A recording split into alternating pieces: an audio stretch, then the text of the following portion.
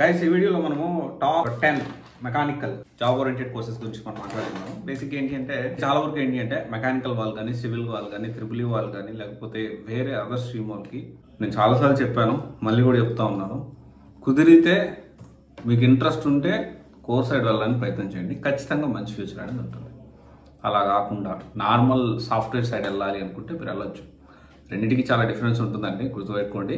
Core side వెళ్ళే వాళ్ళకి ఖచ్చితంగా ఫ్యూచర్ అనేది ఉంటుంది.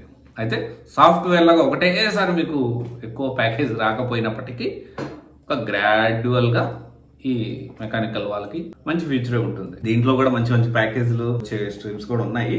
సో ఇప్పుడు కొన్ని టాప్ 10 మనం మాట్లాడుకుందాము. దాంట్లో ఖచ్చితంగా ఒకవేళ ఇంకా ఎక్స్ప్లోర్ చేయాలి అనుకుంటే, ఇంకా బెటర్ లెవెల్ లేకపోతే బెటర్ పర్సెప్షన్ మెకానికల్ మీద రావాలంటే ఖచ్చితంగా గేట్ రాసి ఎంటెక్ జాయిన్ అవ్వచ్చు. దాంట్లో ఏంటి అంటే అడ్వాన్స్ కెరియర్ ప్రాస్పెక్ట్స్ వస్తుంది ఈ మెకానికల్ సైడ్.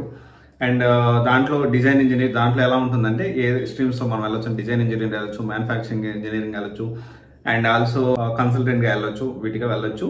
అండ్ సెకండ్ వచ్చేసి రోబోటిక్స్ అండి. రోబోటిక్స్ ఇంజనీరింగ్ మనం వెళ్ళొచ్చు. దీంట్లో వెళ్తే ఆటోమేషన్ ఇంజనీర్ కానీ, రీసెర్చ్ ఇంజనీర్ సైడ్ కానీ మన కెరియర్ని మలుచుకోవడానికి అనేది ఉంటుంది. ప్యాకేజెస్ అనేది బాగానే ఉంటుంది. సో పర్లేదు, నాట్ బ్యాడ్. ఇంకోటి వచ్చేసి క్యాడ్, క్యామ్, సిఐ వీటిలో కూడా మనం ప్లాన్ చేసుకోవచ్చు.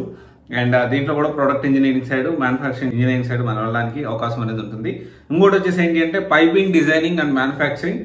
అండ్ ఇది వచ్చేసి ఏంటి అంటే ఎక్స్పర్టైజ్ ఇన్ పైపింగ్ డిజైనింగ్. ఈ పైపింగ్ డిజైనింగ్ సైడ్ వేస్తే గల్ఫ్ కంట్రీస్ లో పిచ్చి డబ్బులు వస్తాయి. అంటే అంత ఎక్కువ ప్యాకేజెస్, అంత ఎక్కువ హ్యూజ్ ఓపెనింగ్స్ అనేవి గల్ఫ్ కంట్రీస్ లో ఉంటాయి, కాకపోతే ఇండియాలో కాదు. అండ్ ఇంకోటి వచ్చేసి design courses AutoCAD, Pro E, SolidWorks. ఎప్పటికీ ఒక పర్ఫెక్ట్ ఆటో క్యాడ్ నేర్చుకున్నామండి civil contract companies, civil side and mechanical side కానివ్వండి, కళ్ళకద్దుకుని తీసుకుంటాయి. హెచ్విఏసి వచ్చేసి heat, ventilation and air conditioning సంబంధించి హెచ్విఏసి కోర్సు. ఇది కూడా బాగానే ఉంటుంది, ఇది కూడా ప్లాన్ చేసుకోవచ్చు. అండ్ తర్వాత వచ్చేసి master of engineering tool design. ఇది కూడా బాగానే ఉంటుంది. టూల్ మ్యానుఫ్యాక్చరింగ్ ఇంజనీరింగ్ కానీ, టూల్ డిజైన్ ఇంజనీరింగ్ కానీ, టూల్ ప్రాజెక్ట్ మేనేజర్ కానీ వీటి సైడ్ మనం ప్రయత్నం చేయడానికి ఉంటుంది.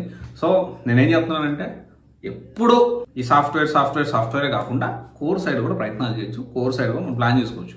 కాదు ఏంటంటే కరెక్ట్ పాత్ ఎంచుకోవాలి, మనకి ఏ సూట్ అవుతుంది. ఇది నేర్చుకుంటే నేను ఇంకోటి ఏంటి అంటే ఈ మెకానికల్ సివిల్ సైడ్ వెళ్ళాలి అనుకుంటే ఇండియా కంటే అబ్రాడ్ బాగుంటుంది.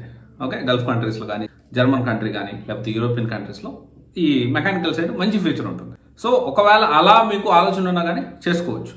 ఇప్పుడు అందరూ వెళ్ళే రూట్ కాకుండా సో అలా కూడా ప్లాన్ చేసుకోవచ్చు. Final it is up to you. ఏదైనా ప్లాన్ చేసుకోండి, బట్ ఎప్పుడూ సాఫ్ట్వేర్ కాకుండా వీటి మీద కూడా ఒక లెక్క చేయండి. Okay, thank you.